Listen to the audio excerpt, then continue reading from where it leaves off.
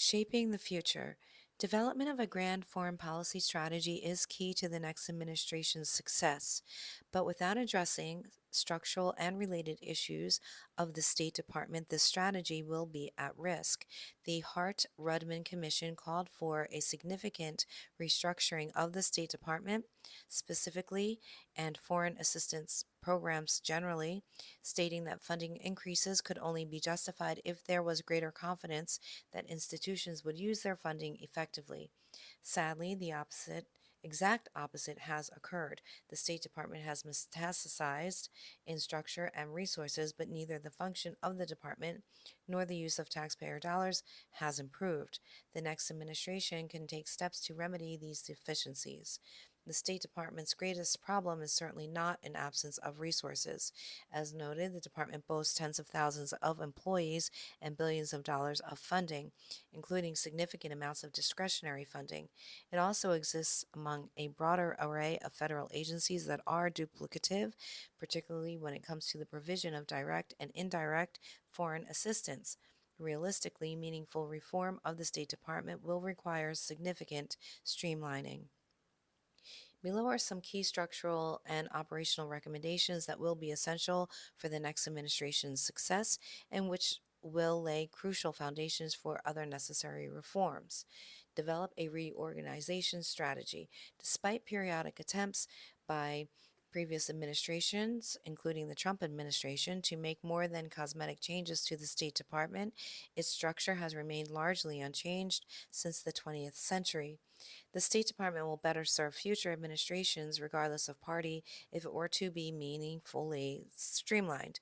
The next administration should develop a complete hypothetical reorganization of the department, one which would tighten accountability to political leadership, reduce overhead, eliminate redundancy, waste fewer taxpayer resources, and recommend additional personnel related changes for improvement of function. Such reorganization could be creative, but also carefully review specific structure related problems that have been documented over the years. This reorganization effort would necessarily assess what office closures can be carried out with and without congressional approval. Timelines for action on these fronts should be developed accordingly, but speed should be a priority. Consolidate foreign assistance authorities. Foreign assistance is a critical foreign policy tool that is too often disconnected from the federal government's practice of foreign policy.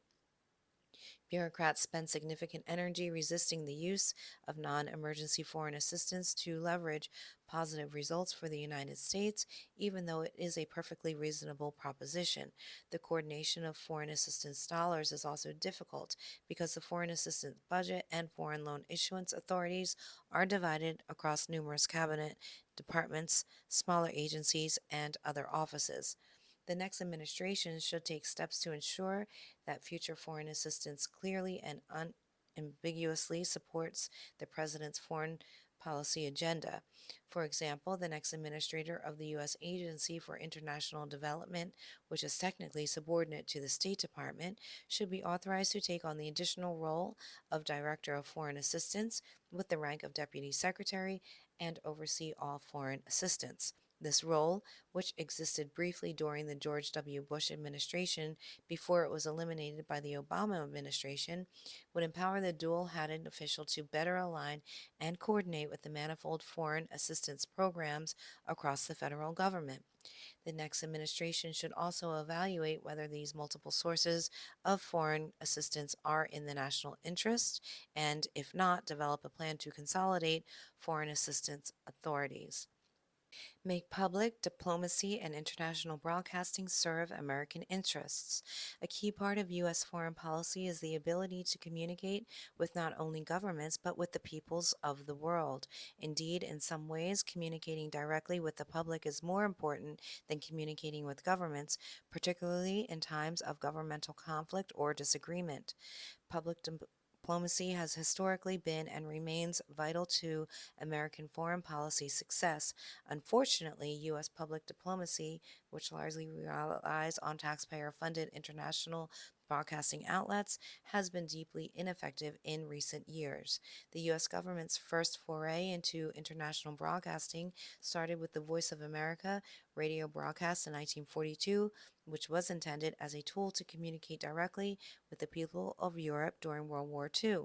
During the next half century, America's international broadcasting efforts both expanded and increased in sophistication as the United States shifted out of its hot war in Europe and into the Cold War with the Soviet Union. U.S. international broadcasting prowess and the confident willingness to communicate the correctness of American ideals in the face of global resistance arguably hit its peak near the conclusion of the Cold War in the late 1980s.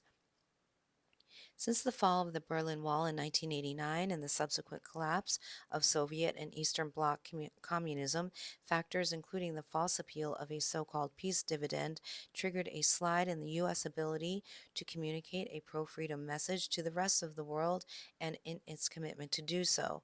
Ironically, this slide accompanied the rise of the Internet and mobile phone technologies, which arguably facilitated the most significant revolution in human communication since the invention of the printing press.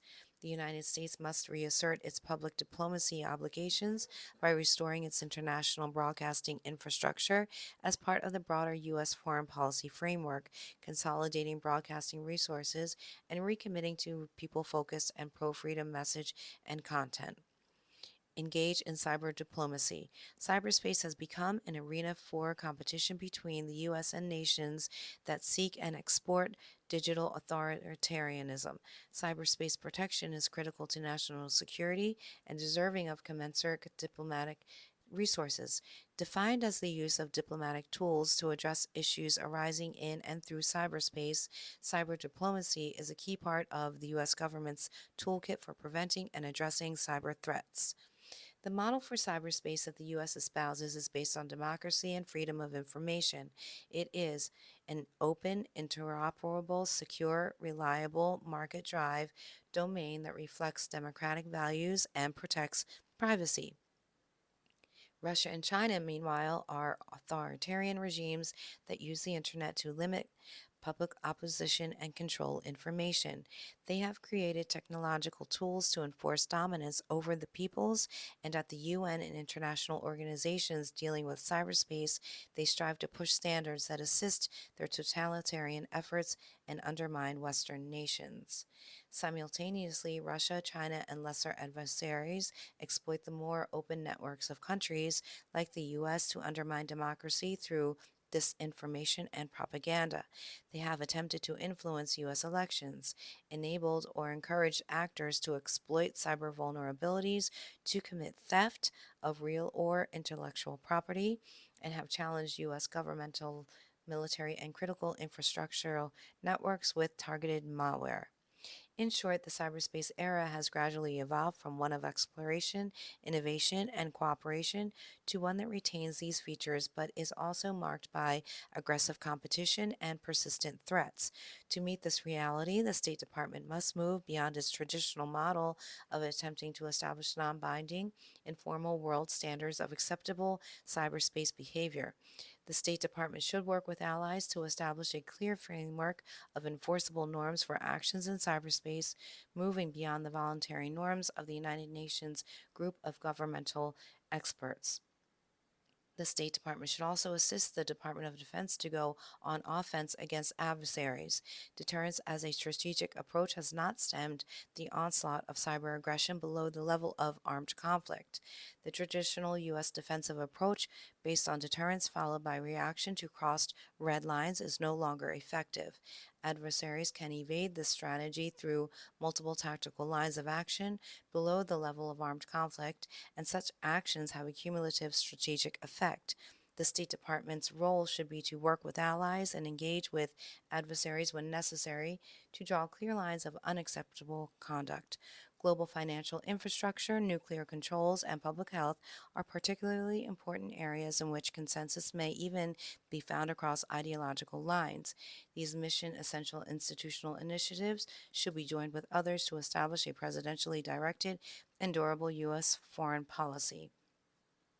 Conclusion: the next conservative president has the opportunity and the duty to restructure the creation and execution of U.S. foreign policy so that it is focused on his or her vision for the nation's role in the world. The policy ideas and reform recommendations outlined in this chapter provide guidance about how the State Department can contribute to this objective.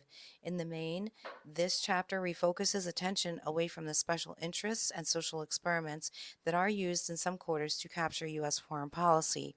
The ideas and recommendations herein are premised on the belief that a rigorous adherence to the national interest is the most enduring foundation for U.S. grand strategy in the 21st century.